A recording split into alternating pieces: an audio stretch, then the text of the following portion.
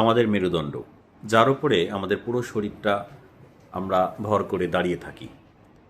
একেবারে মাথা থেকে শুরু করে আমাদের কোমরের শেষ প্রান্ত পর্যন্ত এরকম বিস্তৃত একগুচ্ছ হাড়, যার মাঝের প্রতিটি হাড়ের মাঝেই জেলি থাকে, যা আমাদের চলাফেরার সময় শক অ্যাবজর্ভার হিসেবে ব্যবহৃত হয়।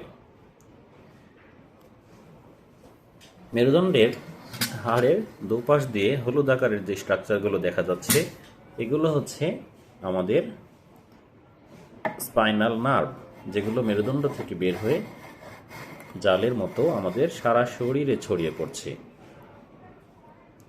কোমর ব্যথা, ঘাড় ব্যথা বা মেরুদণ্ডের বিভিন্ন ব্যথায় ভোগা রোগীরা অনেক সময় এই জেলিগুলোর কারণেই ব্যথা অনুভব করে থাকেন।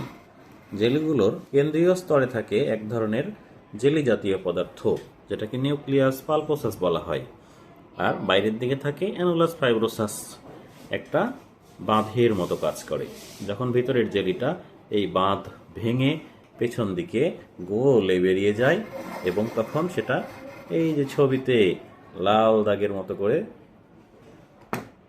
বেরিয়ে যায়, যে রগের ওপরে চাপ পড়ে, তখন এখান থেকে ব্যথাটা পা বরাবর বেয়ে চলে আসে। এটাকেই বলা হয় সায়াটিকা।